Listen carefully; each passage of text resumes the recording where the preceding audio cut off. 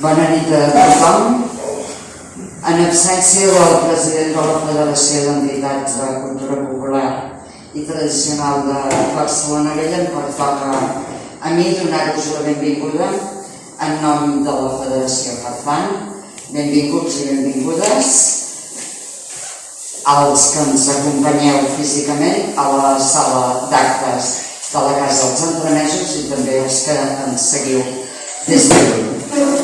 Anem a començar un nou acte, una nova activitat, una proposta de l'Esbar Català de Dansaires, una de les entitats que té la seu social a l'edifici de la Casa dels Entremesos, que una vegada i una altra, una darrere l'altra, doncs va fent propostes. En aquest cas és la presentació d'un llibre que casualment coincideix amb una exposició que l'entitat va inaugurar fa 2 setmanes.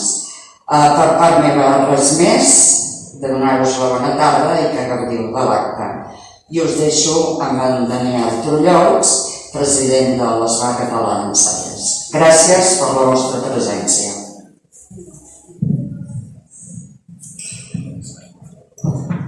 Moltes gràcies, Montserrat.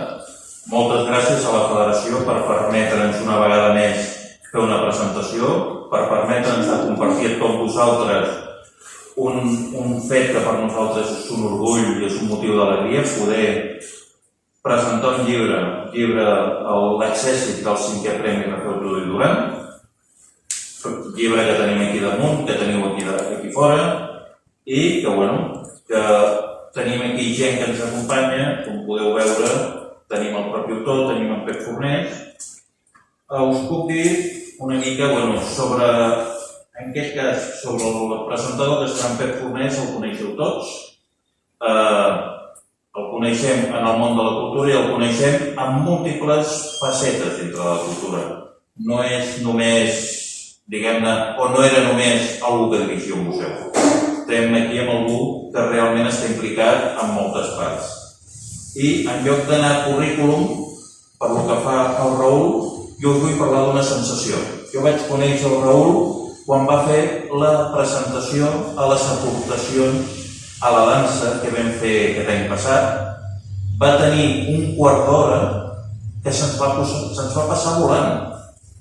Era tot il·lusió, era tot ímpetu. Era tan xulo sentir-lo que és una llàstima que no tinguem 3-4 hores perquè ens ho desgrani tot. I crec que per mi és potser millor això que no parar a llegir currículum. Vull dir, estic molt content d'estar en aquesta presentació perquè aquell dia m'ho vaig passar molt bé. Sense res més, us passarem en Pep, que us farà la presentació. Moltes gràcies. Celebro que per primera vegada a la meva vida m'hagis presentat com implicat en les parts. Això, molt bona satisfacció. Gràcies. Realment estic implicat en les parts. Bé, aquí m'han demanat que presenti el Raül. Raül Sanchis, que no Sanchis. Gràcies, Sanchis. Raül és físic, enginyer electrònic, doctor en estudis humanístics, docent a la Politècnica i professor al Vila de Gràcia, que és l'Institut de la Riera Sant Miquel, la sota casa, a Gràcia.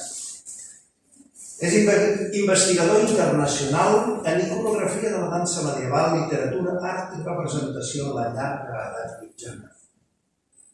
Analista de les traces coreoteatrals, festives, medievals i la seva relació amb les pervivències actuals. I aquí anem. La gent del món de la dansa i la gent del món de la cultura popular té un llibre de referència partidari. Com que també és músic, la seva transdisciplinarietat li permet relacionar els diferents camps del coneixement com comparar, establir connexions entre els documents textuals, coreogràfics i musicals, materials etnogràfics, iconografia, etc. Guanyador de l'Accèssit al Premi Rafael Tudó, publica aquest llibre sobre les fonts historiogràfiques de la memòria, part de la seva tesi doctoral, la dansa metafòrica en la festa valenciana. La festa i la dansa en les fonts historiogràfiques a la memòria, corpus documental de la ciutat de València, segles XIII a XVII. Poc o molt. Com a sumari, en la que repassa les cròniques medievals dels segles XIII a XIV, literatura, cròniques de Jaume I a Pere el Cerimoniós, llibre dels Fells, llibre del rei Pere de Bernat d'Esclor, llibre de Ramon Muntaner, llibre de Pere el Cerimoniós de 1291 a 1387. Segona, la literatura memorialística i protodieterística dels segles XIV al XVII, la memòria analítica i la quotidiana i efímera, cròniques dels Trastam, cròniques i anals en la tardor medieval valenciana, llibres institucionals i memòries, llibres de compte i efemèrides, dietaris, autobiografies, successos de la premsa diària, successos festius a l'Església. I l'apartat d'annexos, extens, el llibre té més de 300 pàgines. Des del 1213 fins al segle XVIII, un llibre dens, imprescindible per al coneixement dels orígens de la tradició festiva i de les danses des d'una perspectiva científica i divulgativa que posa a l'abast dels investigadors i dels amants de la festa i la dansa la tradició i una eina útil i rigorosa. Tot aquest llistat de grans apartats documentals no s'entendria bé si no féssim alguna cita. Només en posaré 3 breument i no m'enrotllaré massa perquè aquí del que es tracta és que el Raül Sánchez ens expliqui el seu llibre amb una mica més de profunditat. La primera cita, 1355, festes pel retorn de Pere el Cerimoniós de Sardenya, València. Valls, conques i vacins. Manual de consells. Acord de l'1 de setembre de 1355, anno domino millesimo quinquagésimo videlicet die martis intitulata calendas septembres. Festa per la venguda del senyor rei de Sardenya.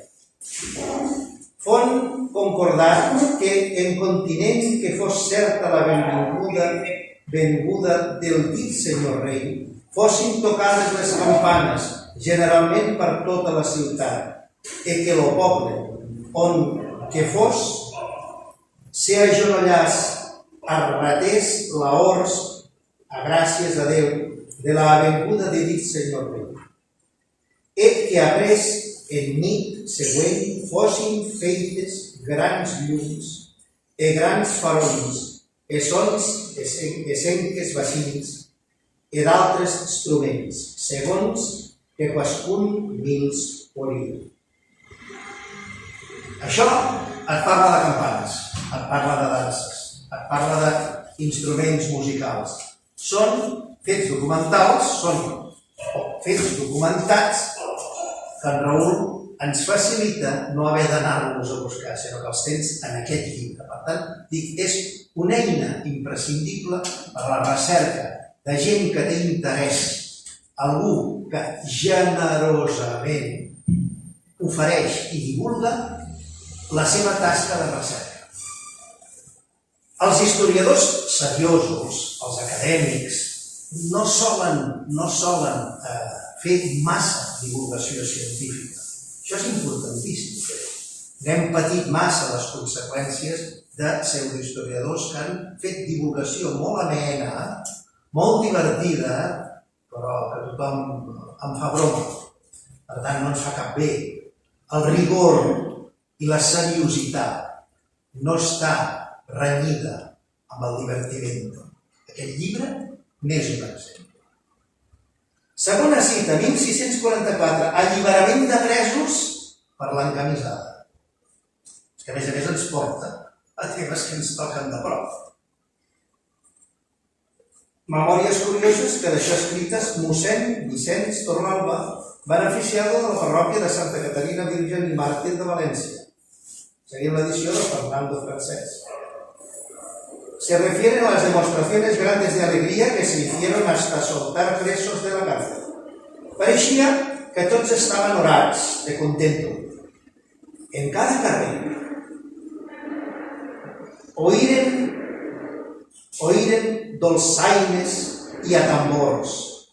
Corrien per València bous en corda, i dels que corregueren no pagaren cisa, i soltaren los presos, que no tenien causa de mort, ni part que contradigués. Tot era per manifestar el goig tan gran que tenia. Una altra cita, i darrere. Aquesta és del segle XVIII, la pesta. No, del segle XVII, perdó, segle XVII. Ara no entenc ni la meva pròpia lletra. La pesta va arribar a València en un vaixell que venia d'Alger. Això en algun moment va ser. Canvis en les celebracions del Corpus de València. I deia així: a 15 de dits, vespre de la festa de Corpus, no isqueren ni anaren al real, danses, misteris ni bous, com se acostumava, per lo que el virrei advertí a la ciutat que a evitar no entràs de fora gent contagiosa i fes mal a la ciutat. Estem llegint textos, senzillament, documents, que els investigadors com el Raül saben interpretar, saben destriar, saben veure quin és important, quin és rellevant, quin és significatiu. Per tant, en aquest llibre, a més he volgut fer una mica de ganes de llegir-lo, ganes de tenir-lo, ganes de consultar-lo, perquè veritablement facilita molt no haver de viatjar als arxius de València, als arxius de la Corona d'Aragó, als arxius de tot arreu, i ho teniu a casa, a la biblioteca de casa. Per tant, us convido a que escolteu el Raül Sanchis, que ens explicarà una miqueta més i ens enllamirà una mica més per tenir, assaborir i gaudir d'aquest llibre. Raül.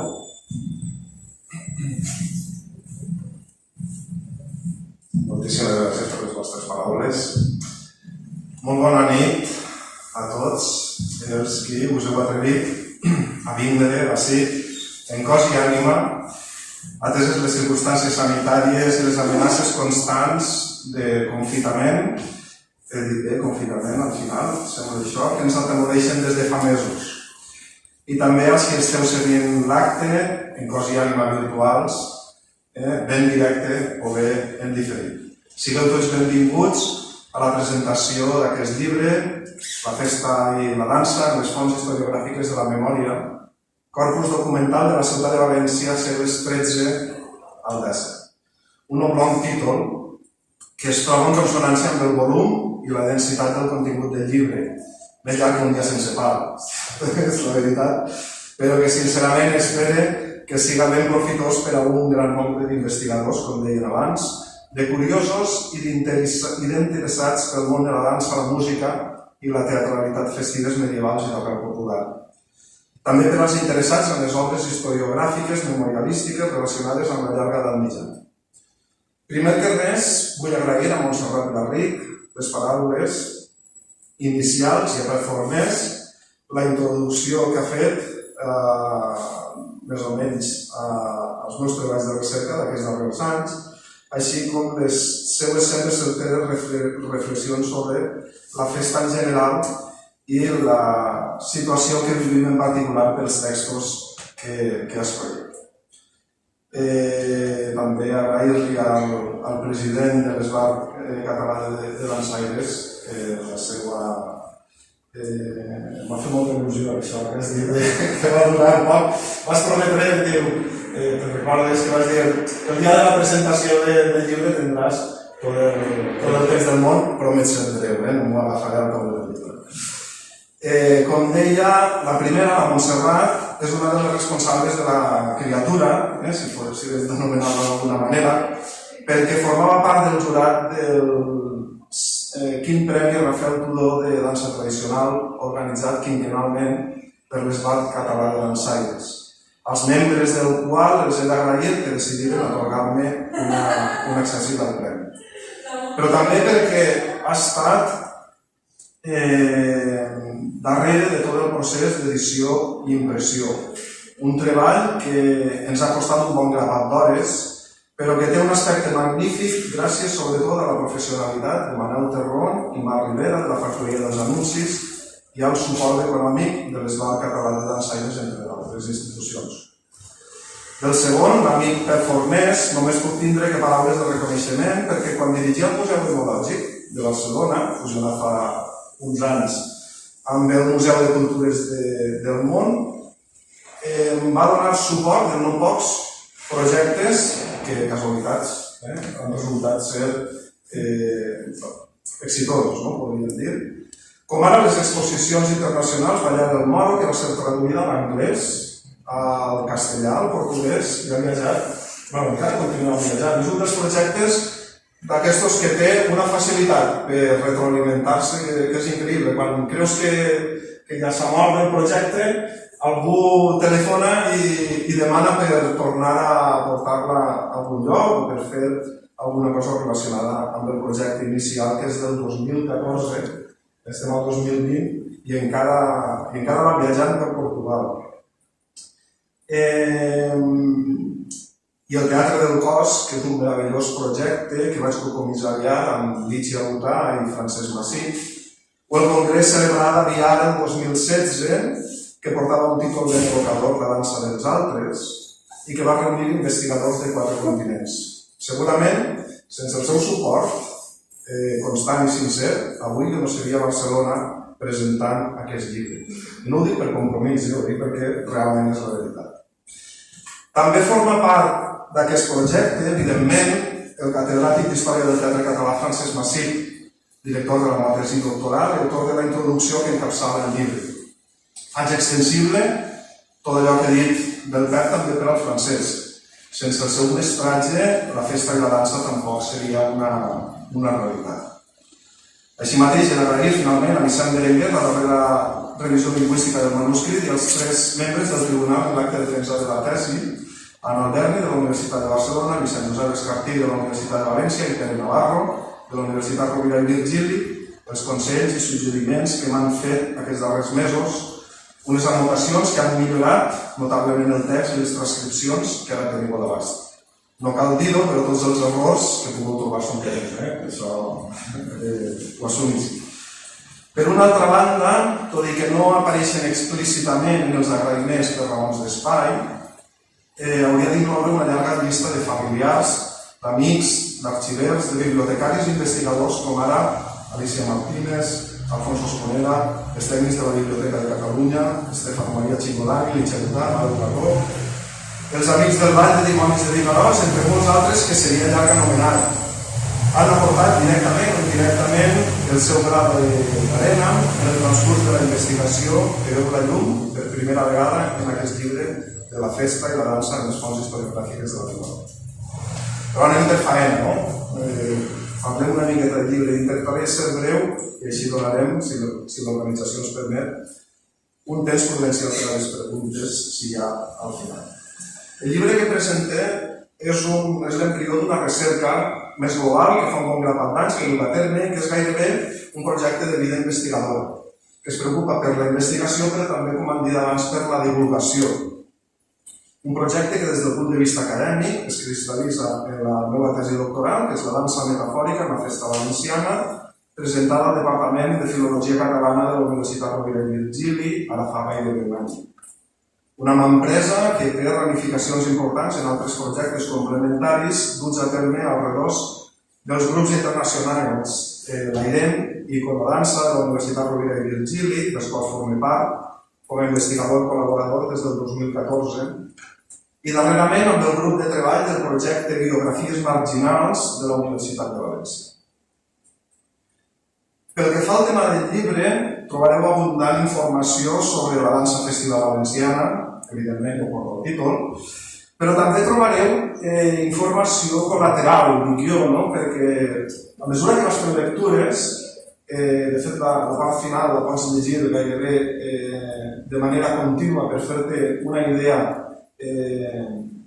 cronològica de l'assumpte. També, com deia, trobareu informació sobre la teatralitat.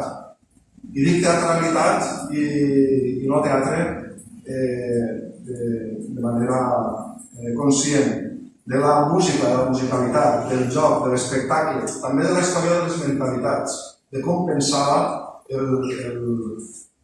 aquell que vivia a l'edat mitjana, a l'edat moderna. Les relacions de poder, els rituals, la diversitat social i les prohibicions i moltes altres lectures. Jo crec que no s'acaba la pila de referències sucoses a entrades espectacularitzades del rei i la seva família, feien festa per tot, si naixia un fill feien festa, si es casava qualsevol dels hereus feien festa, si era l'aniversari del rei feien festa, si anava de viatge feia festa. Sembla que això encara dura, no? Esdeveniments aristocràtics, juraments, noces, visites de nobles i càrrecs eclesiàstics, festes d'acadèmies literàries, els cicles de Nadal, Carnestoltes, Pasqua, Corpus, trobareu notícies pràcticament de totes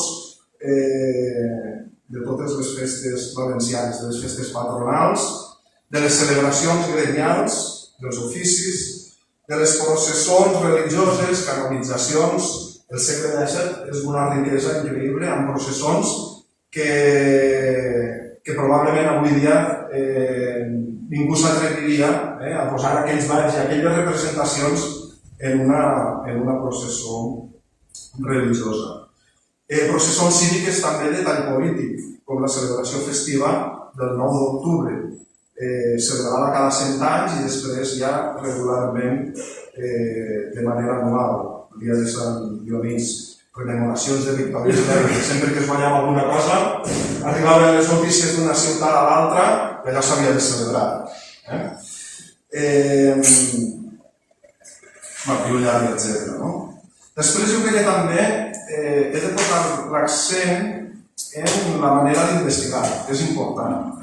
Per investigar en profunditat aquests temes, des del meu punt de vista, cal realitzar un tractament sistemàtic. Jo crec que això és important i tal vegada serà el que més puc aportar jo, no? Perquè, com ha dit, jo vinc del món de la ciència, que vaig estudiar física i després una titulació en enginyeria electrònica i això té estructura d'una determinada manera, no?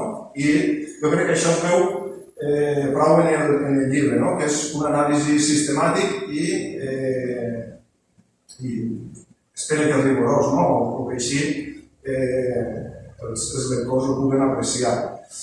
Que per a mi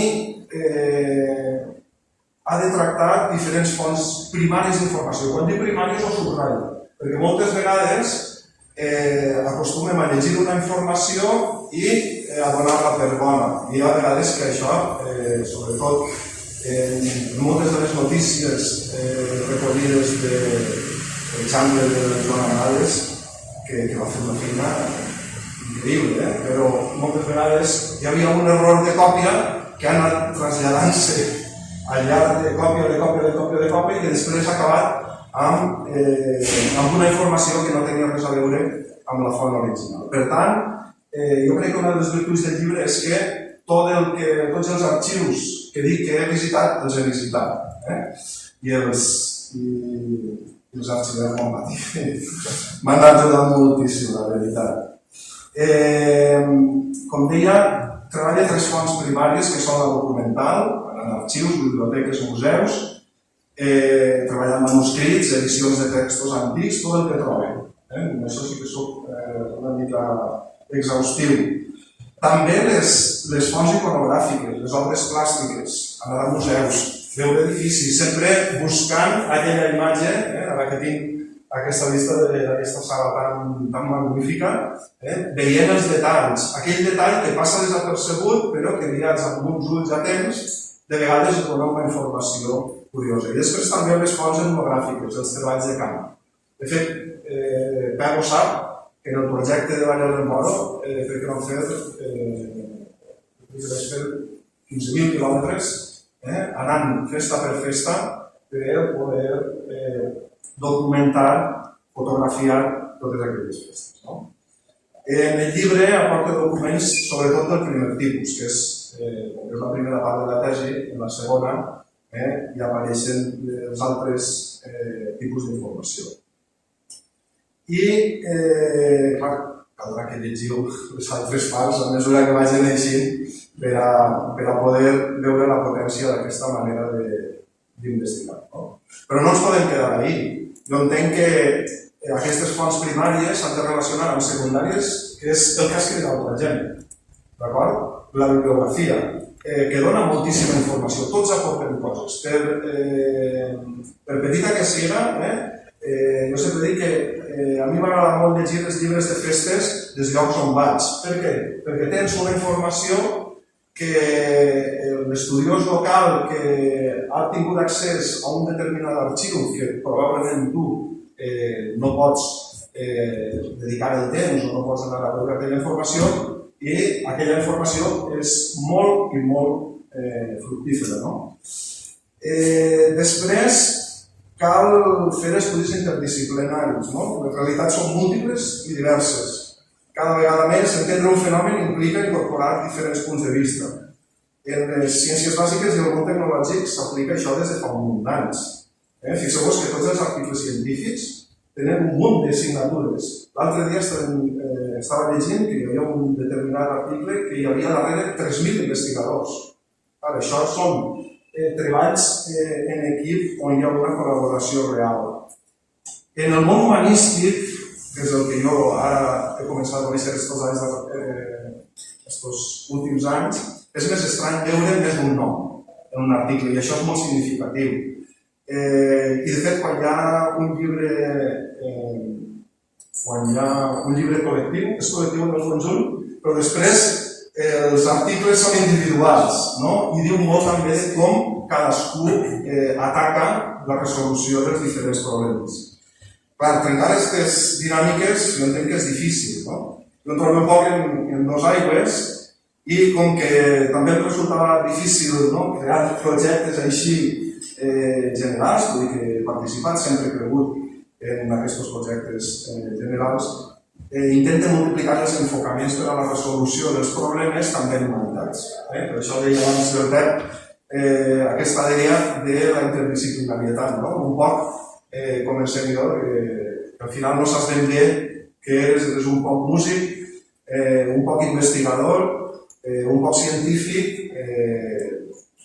És una altra manera d'enfocar l'experiència vital. Després és important també ressaltar els documents. La festa i la dansa reuneix tot el treball documental fet durant anys picant pedra, literalment en arxius, museus i biblioteques d'arreu del país, també en terres estrangeres, amb l'objectiu de reunir el major nombre d'obres memorialístiques possibles i extraure els fragments. I ahir, ara, quan escoltava el Pep, moltes vegades costa veure llibres on es proporciona informació per als altres investigadors o per als altres interessats. Però clar, en ciència estem molt acostumats, perquè tu, quan fas una investigació, has de proporcionar les fonts. I les fonts han d'establir una traçabilitat, que es diu. És a dir, que una altra persona que vulgui investigar el que tu has investigat ha de poder seguir els teus passos. Jo crec que aquest llibre té molt d'això. Amb tots els errors que pugui haver comès, com he dit abans, però es pot anar seguint aquests passos en la investigació. I qui dona informació no només per a qui està interessat en la dansa, en la festa, sinó per a algú que vulgui dir vull fer un estudi de 500 anys de la ciutat de València des del punt de vista de la història de les mentalitats, de com pensava aquesta gent. Aquí té una feina feta que pot reaprofitar per a un altre punt de vista, com deia abans. El leitmotiv que condueix tota l'obra és la memòria. Per qüestions personals, dono molta importància a la memòria i a la seva falta de memòria i m'interessa sobretot perquè la gent deixa per escrit parts importants de la seva vida i una de les que més m'ha curiosit és dir per què un explica la seva vida en un manuscrit que va guardar-lo en un calaix, que com a molt va llegir-lo la família, però té una voluntat de transmetre en aquelles memòries el que és el seu entorn més immediat, la seva ciutat. La festa és un tema que traspassa totes aquestes obres des de les cròniques, des de les 4 grans cròniques medievals, fins al dietari que escriu un cavaller o escriu un comerciant de draps de la València del segle XVI o XV o XVII. No? Trobareu molt d'aquestos llibres de memòries, no? Com deia, de les grans cròniques, de les cròniques valencianes del segle XV, que són bastant desconegudes. Algunes fins i tot inèdites i alguna d'elles m'atreviria a dir que desconeguda fins i tot per a alguns especialistes o com a mínim no les han citades, algú les coneixerà, però en edicions de manuscrits que s'han perdut i que s'han salvat d'una edició, ara estic pensant en un dels anals valencians, que va ser platista fins a Saragossa, però que va arribar un moment en què el manuscrit no existia, però hi havia una edició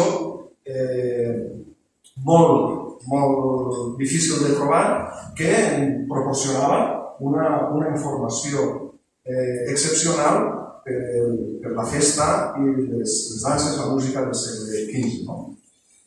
La informació que trobarem al llibre, primer, com deia, una anàlisi de les fonts. A mi m'interessa no només què m'escriuen, la informació que m'aporten, sinó qui m'escriu.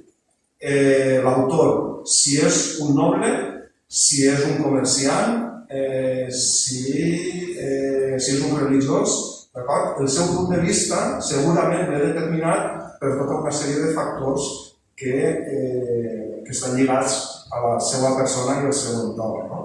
I també al propi manuscrit. En una de les pàgines faig un gràfic en el llibre de Memòries de València. El llibre de Memòries de València no és un llibre oficial, era un llibre oficiós. Tots els que tenien accés als arxius, els arxius normalment estaven vedats, no? Ara vivim en una època en la que tot ho digitalitzem. Clar, jo puc fer aquest llibre, també soc sincer, perquè molta de la informació està digitalitzada. Tu des de ta casa entres a internet i pots accedir a llibres que fa 10 anys era impensable poder accedir a la Biblioteca Nacional de França i baixar manuscrits medievals i poder-los llegir tranquil·lament a ta casa. I això dona una dimensió molt potent, crec jo, per la democratització de la informació. Tots, amb una connexió a internet, podem accedir a aquesta informació. I deia això perquè m'interessa també, com deia, els manuscrits, com s'interrelacionen entre ells. Per què? Perquè al final uns copien dels altres i en el procés de còpia molts el que fan és afegir informació. Aleshores, en aquests llibres, per exemple, el llibre de memòries de la ciutat de València, anaven als arxius, miraven la informació, copiaven el que més els apanyava, curiosament, del que més els apanyava era de la festa. Informació sobre música, sobre dansa, sobre... Clar, el que en aquell moment era la part més lúdica de la societat. Però de tant en tant van incorporant informació. I jo crec que en el llibre es pot apreciar la importància d'aquesta informació que podríem dir de perspectiva. Per què? Perquè els arxius són molt secs, diuen allà. Roca del Corpus, o Adam i Eva, tants sous, tants diners en el que ha costat el vestit, o les barbes, o les cabelleres, o la pólvora que s'havia comprat per a les bèsties fogueres. Però en aquest tipus de literatura observem de tant en tant un missatge subliminal, simbòlic, que dona l'opinió, de què en pensava la gent. Jo crec que això és important. Aleshores, el nostre objectiu ha sigut doble, per una banda, proporcionar el coixí documental per a realitzar anàlisis posteriors. Jo faig les meves, la segona part de la tesi, faig les meves propostes. Clar, això no és un producte aïllat, en el que jo allà crec que 350 fragments de documents només en l'últim annex, n'hi haurà més de 1.000, jo crec que més de 1.000 trossos, fragments documentals en tota l'obra, que ja en són molts. Sinó que, per a que es pugui llegir cronològicament, tu pots agafar, no llegir-te l'anàlisi introductòria i anar-te'n al document, a l'annex documental i dir, a veure què és el que passava any rere any.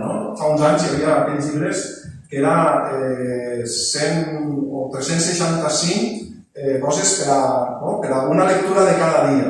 Doncs això també es pot agafar, és més o menys una lectura per cada dia, hi ha un document per a cada dia de l'any.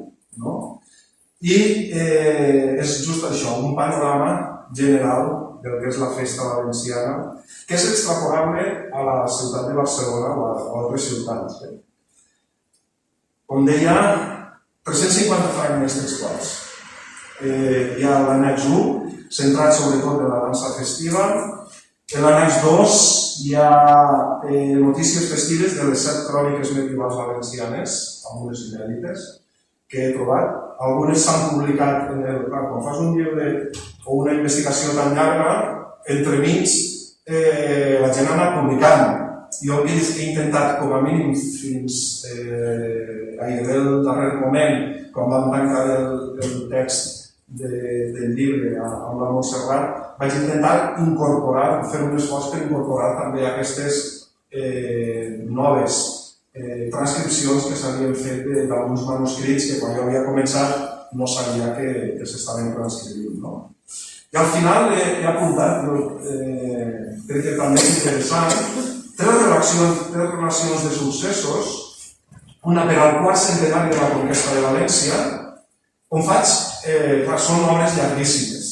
Jo reconec que formava part també del treball inicial analitzar el segle XVII amb les relacions de successos, però quan vaig veure que se n'havien publicat gairebé 140 i vaig començar a baixar-les i cada una tenia 800, 600, 500 pàgines i en aquell castellà tan ribombant del segle XVII que vaig treure moltes notícies, però vaig decidir d'agafar 3 i que això queda per a un altre treball.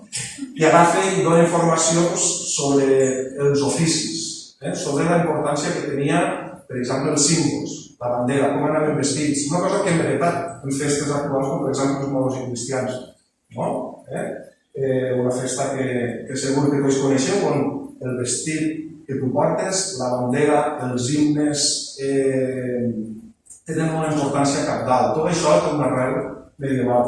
Jo sempre que veig una festa, inevitablement vaig als documents que he anat trobant i al contrari. Sempre que estic llegint un document, em ve a la imatge per vivències festives que dius, ostres, això té certa connexió, que normalment el que fas és dones una informació, dones l'altra i entremig què ha passat?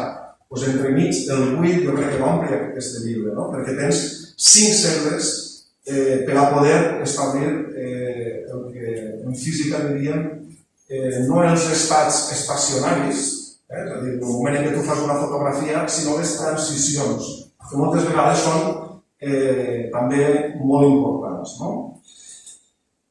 Les principals aportacions, jo crec que del llibre, jo crec que és un gabalat d'informació sobre la festa i la dansa valenciana durant 5 segles, posa en valor la importància de la festa i la dansa per a l'esstructuració social.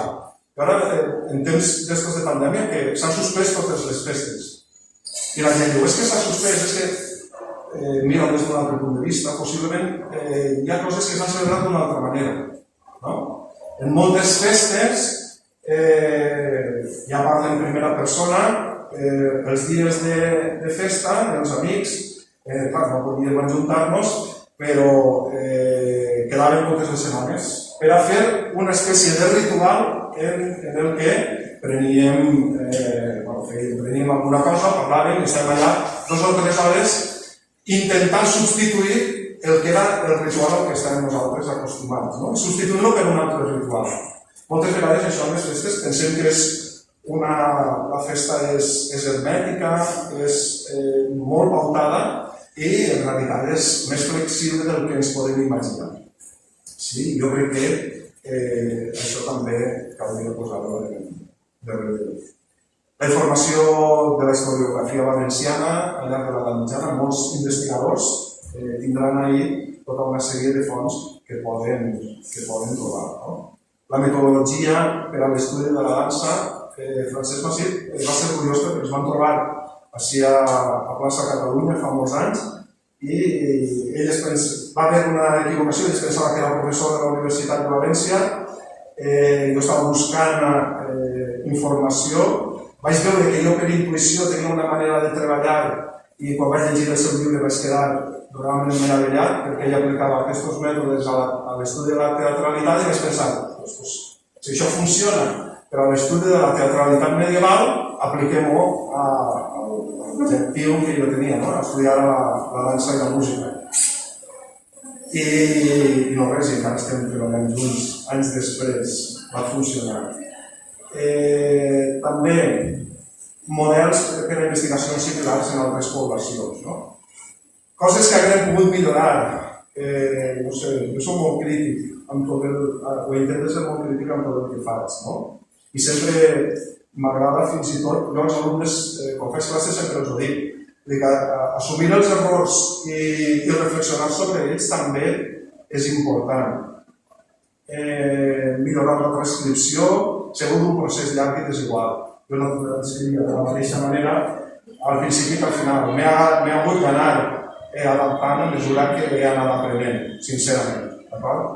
I al final he intentat fer un procés de revisió de tota la documentació que reconec que va ser bastant infernal perquè te n'adonaves de com podia haver fet això fa 3 anys, no? I quan ho agafes amb una perspectiva, segurament hi haurà algunes disparitats de criteri en una part dels textos i en les altres he intentat que siguin el mínim possible. No?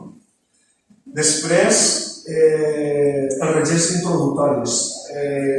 Havia d'escurçar la informació i normalment quan es llegeixen documents d'aquest tipus va molt bé donar una informació bàsica, un paràgraf, que és el que fan normalment els historiadors i els investigadors. Clar, jo si feia això de tots els documents haurem necessitat 50 pàgines més i pobres de l'escola català m'haurem maldat. El que he intentat és fer un resum, d'acord? És a dir, que algun historiador podrà dir és que no has fet els registres documentats.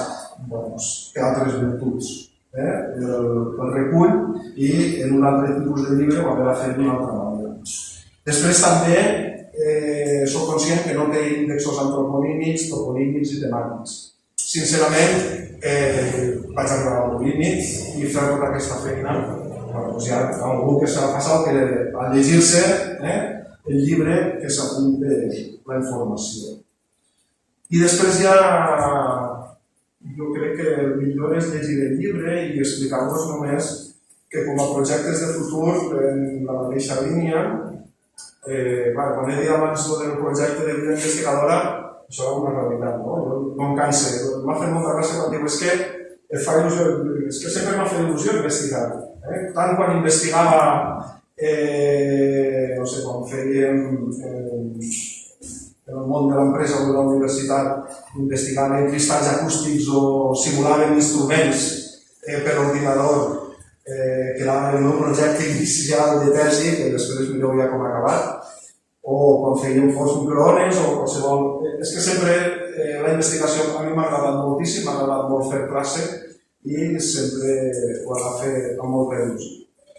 Com deia, hi ha un projecte similar, menys ambiciós, centrat en la ciutat de Tortosa i l'àrea històrica gràcies a la beca de la Fundació Privada durant Martí, que han tingut moltíssima paciència amb mi. continuem tenint-la perquè tindríem que haver acabat el llibre fa temps, però acabar la tesi es va fer molt llarg tot, però estic treballant i s'acaba. I després, aplicant el mateix, el que passa que això no sé si al final podrà ser o en quina magnitud, perquè em fa molt de respecte i por per la quantitat d'informació que pot arribar a haver a la ciutat de Barcelona.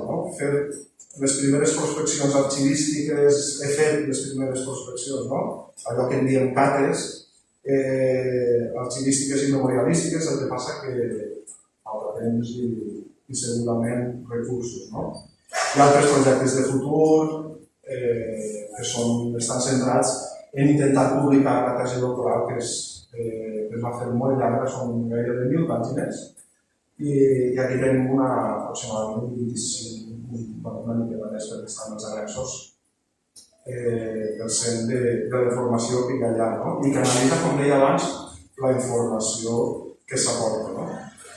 I no res, m'agrada agradar, havia fet uns quants textos, però jo crec que ja estem de temps d'estar, i el millor és que llegiu i seleccioneu els fragments que més us agraden. Trobareu, com deia, fragments dels balls dels oficis, bestiari, trobareu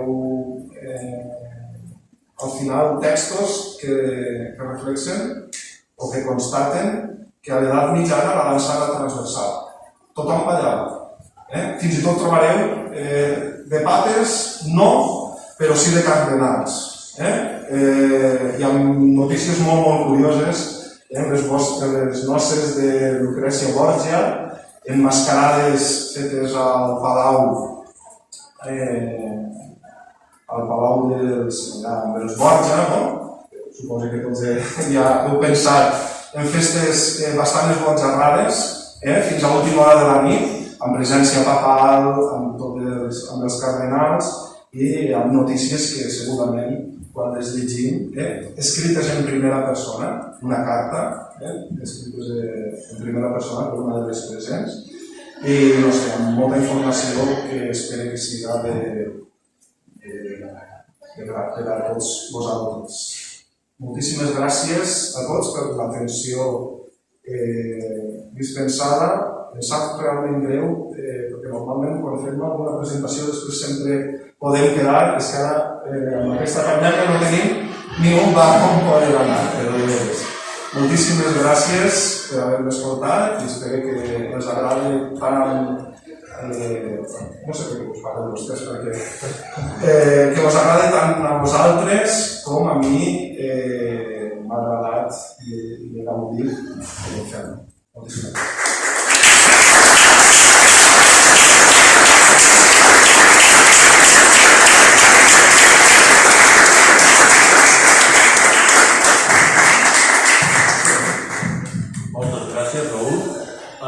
Podem obrir un torn de preguntes, si algú està interessat. I si no, no patiu. Bueno, si no, com deia el Raül, el que es tracta és de llegir el llibre i poder trobar una altra ocasió per fer les preguntes. Realment és un goig fer una presentació entre amics. És un goig i, com abans et deia, no és només l'il·lusió. La paraula que m'havia apuntat i m'he despistat abans és entusiasme. Vull dir, transmets entusiasme a la teva feina, a la teva manera de fer, i és un plaer presentar un llibre amb algú que t'entusiasma. Moltes gràcies. Moltes gràcies a tots per venir. Moltes gràcies a la Federació representada aquí per la Montserrat Garric per cedir-nos aquest espai. I a tots vosaltres us esperarem en properes presentacions que esperem que puguem gaudir amb tots plegats. Bona nit a tots.